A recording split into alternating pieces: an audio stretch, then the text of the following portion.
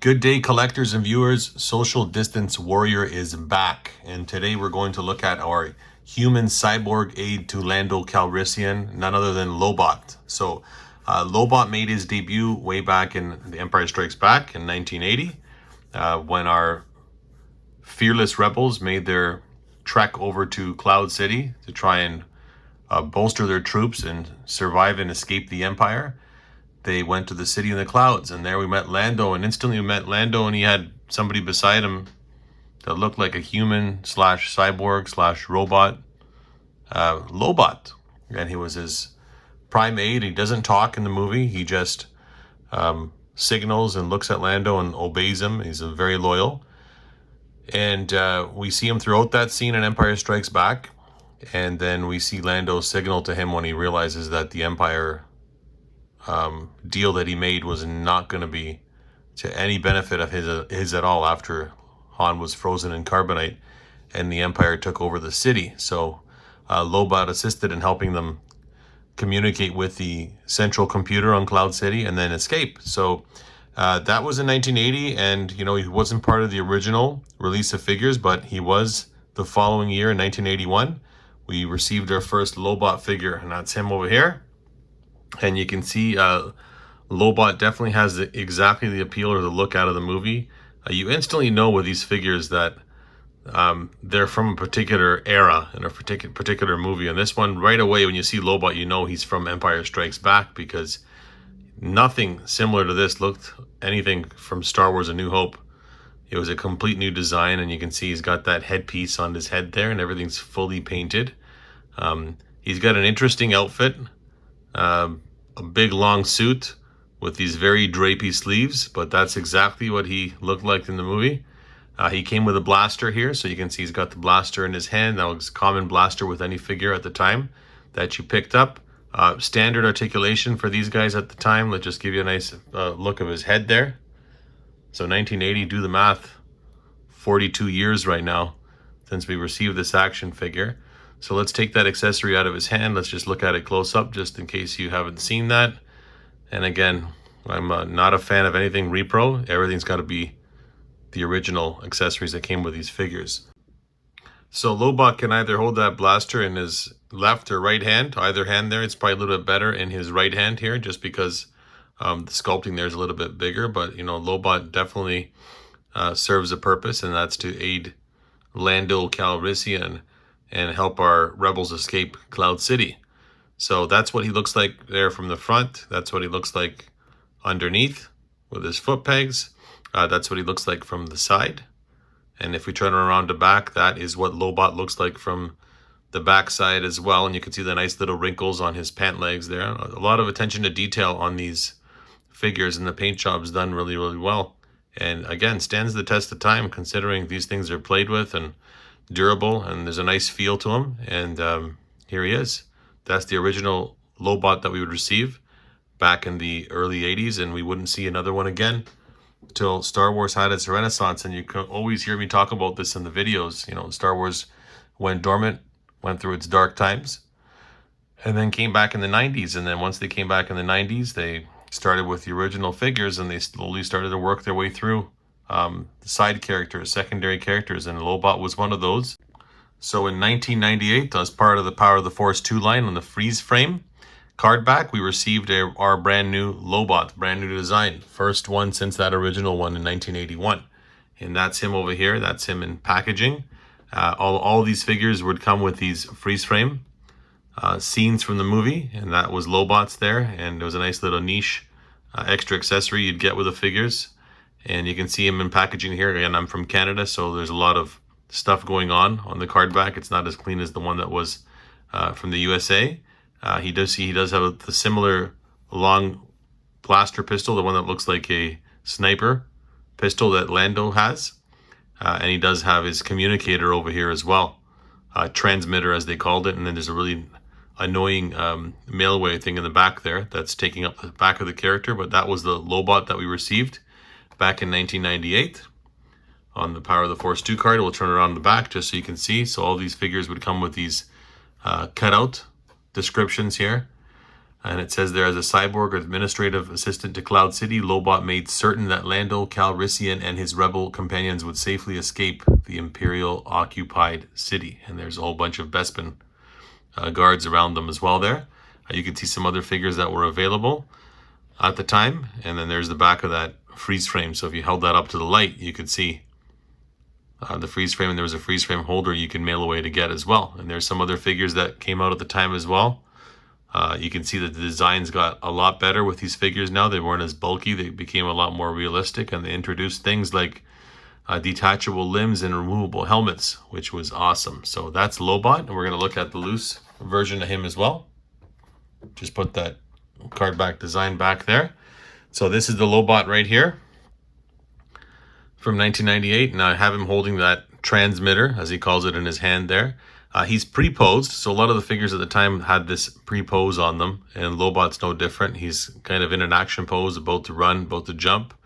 I like it and I don't like it. It kind of, holds him into a stance that, is not always appealing, but nonetheless, getting a new Lobot that was a lot more realistic and a lot more updated than the previous one was a really nice fit, and it was nice to see these things in the stores. So he's got his transmitter in his hand there. We're just going to take that out just to look at it close up just for a sec. Nothing fancy about it. I don't believe it was this big in the movie. He was holding a very small version of it, but I guess at the time they said, let's make a walkie-talkie and stick it in Lobot's hand. So let's have a look at him close up so you can see how we've come with the head sculpt. We've come a long way. So you can see on the head sculpt there, a lot more paint apps, a lot more sculpting. You can see the gadget on his head has a lot of different paint applications on there. There's gray, there's red, there's white. All the little dots are painted in as well there on the back. You can see that all the way around, and that's what we got. And he's got a nice outfit design. Standard articulation, again, you have, the head can move side to side. Arms can go up and down. Again, they're pre-posed. He does have that wavy outfit again, like he did on the previous one, just like he does in the movie. We have waist articulation, which is a new thing compared to the original ones. And of course, the legs go up and down. If we lift him up, we can see he's got foot pegs. So that's the norm stuff with our Hasbro counter figures. So they can be put on stands. So that's what it looks like from the front. There's a nice side profile of Lobot. And then there's a profile from the back as well. So that's what we got from Lobot in 1998. And he was, again, a welcome addition, an updated version of him that we were able to add to our collection and hold on to, again, for a number of years until they decided they're going to start making better versions or more realistic versions of characters. And Lobot was, again, one that was chosen this time in 2004 as part of the original Trilogy collection. We got a brand new Lobot, and he came on an original Trilogy design, so a nice card back. And we got a brand new sculpt, and this was the one that we'd carry for many, many years. A much more realistic version of the character. I mean, I love the pose on this guy here. There's not much that he does other than stand in the background or stand as part of your scene, so you don't really have to have him in any kind of dynamic pose. But it's nice to have a nice realistic version with a really nice paint job, and he's got a really nice paint job. He's definitely a huge update over the previous stuff. They've added stuff like swivel elbows. He does come with a couple accessories. He does have this data pad that's got a nice picture of Cloud City on it there. And you can put that in his hand so he can hold on to it, or you can take it out. Let's just have a look at that accessory up close momentarily. And you can see the screen there, it's see-through, but it's got a nice little picture of Cloud City and what appears to be, it looks like the Death Star in the back, but don't quote me there. It's probably something to do with Cloud City, but it's a nice little rendition. The keyboard's painted. They took the time to put a lot of accessory work with these figures, and there's a nice little hole peg here, and that sits in his hand so he can hold on to that data pad or MacBook, whatever you want to call it, that he had at the time. Now, his other accessory that he has is his little comm link, and that's a tiny accessory there, again, fully painted. It's got white and silver on it, and it's a nice little detail. It's a little large, but if anything smaller than this, you'd probably lose it, and he'd hold that in his hand. That's what he was communicating with Lando at the time. And then, of course, the figure itself. Let's have a look at Lobot nice and close here. Let's go close up on his head just so we can see what he looks like. And you can see that painted detail on that Headpiece is again even more advanced, a nice metallic look on it than the previous version. And he's just looking amazing over here. And articulation wise, he can move his head side to side. So that became, standard on these figures. You can move his arm up, down. You can turn his hands at the wrist here, and there's a swivel at the elbow. So you can position him, with his hand in or out, because they didn't have that full articulation yet. They were experimenting, but you can do a lot with this figure. And then same thing on the other side here as well. Now, as far as waist articulation, you can turn them side to side. And then, of course, we have his legs that can come up, and he's got his foot peg underneath there. We'll look at that in a sec. But that is the Lobot that we received. So let's just quickly look at our front profile there of Lobot. And then we'll turn him over to the side. So you can see the side profile there with the nice wrinkles on the shirt there. You can see the detail, nice little seam on the pants coming across, the way the pant waves nicely over the shoe. And then let's turn him around to the back. And you can see that detail goes all the way around the back. He's got his nice black painted belt there. And you can see the nice seams coming across his vest. And then the wrinkles on the pant legs. So a definitive version of Lobot for many, many years.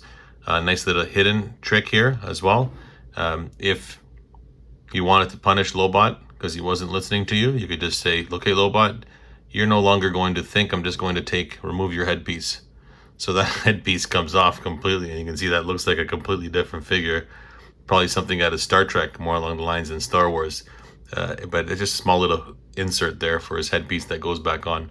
Now, one thing that was interesting about this figure is that it was very reminiscent of the Star Trek figures that were available around the early 80s. And that's what this Lobot always reminded me of, something from that series, because the design looks like something from the Starship Enterprise. So that's what we get from Lobot in 2004.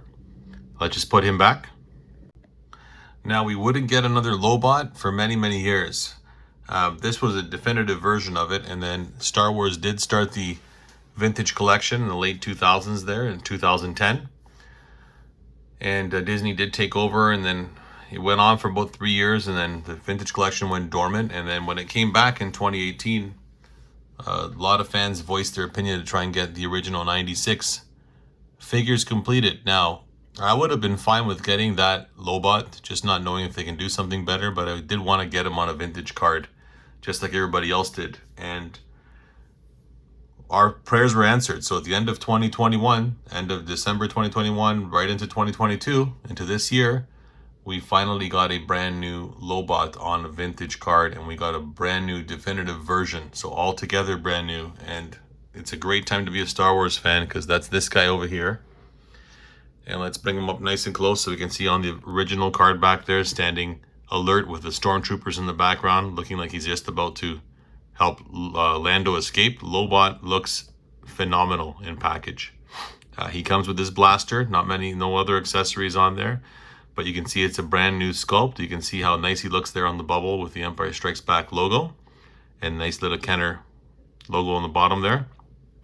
Turn that over to the back. We'll notice that he's VC Vintage Collection number 223, and there's some of the other figures that were available in this wave and in a wave similar to that one too. Some more characters there from Empire Strikes Back, from Jedi, and from Mandalorian. And Lobot is one of those guys. So that's him on card back. And we're going to put that back. We're going to look at the loose version of this ultimate Lobot. So Vintage Collection definitive version Lobot is here. Complete your 96. This figure, just amazing. What they've been able to do over the years to give us perfect renditions of characters. Now, mind you, there's some characters that they're yet to make or they haven't updated in years, but I'm not complaining. If they're going to make characters and give me a Lobot that looks like this, I will take any updated version of a character. He's fully articulated. So look how far we've come. Let's have a look at the head sculpt first. Fully detailed. There's little, frown marks, wrinkles on his skin. He's looking serious, just like he did in the movie. Turn him to the side. You can see full paint apps on his apparatus there that runs around his head, all the way around the back.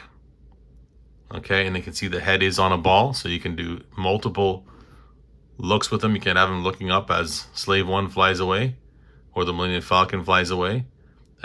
As far as articulation here, he does have balls here, ball joints at the shoulders, at the elbows as well. And of course, wrist articulation as well, with articulation there where you can bend him at the wrist. And he comes with his blaster. You can see he's got a nice blaster rifle there in his hand, so he can fight the Imperials. He does have articulation here at the waist, so you can move him side to side, a little bit up and back, but he's almost like a 6-inch version of a figure in 3¾ inch form. It's amazing how far this has come. We look down, his belt is nicely painted. And then underneath here, he's got ball joints, of course, at the hips as well. He's got a slit there on the thigh, so you can turn him. Articulate him any which way you want. You can bend him at the knees. Okay, and then of course you can see here down at the ankles, he's got ankle articulation as well. So those go up and down. You can move his boots, and you can turn that, of course, side to side as well. And you can do that on both legs. So that's Lobot from the front there. Underneath here, we can see he does have his foot pegs in there. So you can stand him on any stand or position him in a play set. He's going to go good with that carbon freeze chamber that came out a year prior. And that's what he looks like from the side. You can see a nice posture pose there, but perfect rendition, perfect proportions on this character. And then that's what he looks like from the back as well. So an amazing, perfect rendition of Lobot. Now, we don't have a 6-inch version. I'd imagine we'll get one at some point, but I had to do the review on this guy just because he's such an amazing figure and it's complete. We don't need a better version. I don't think we're ever going to get one than Lobot, especially with all the media we're getting out of Star Wars. But he's such an amazing character, and he does complete those original 96 figures that we're after. And putting him on a vintage card just brings back a ton of nostalgia for anybody that grew up with these figures. And it's definitely a welcome addition to your collection. And, you know, kudos to you, Hasbro. I hope that you continue making all the figures along with the new media. Don't forget about these older ones. They're just phenomenal characters and figures, and thank you for that. I hope that you enjoy the video, and I hope that you like and subscribe, and I look forward to making more of them. Thanks. Take care.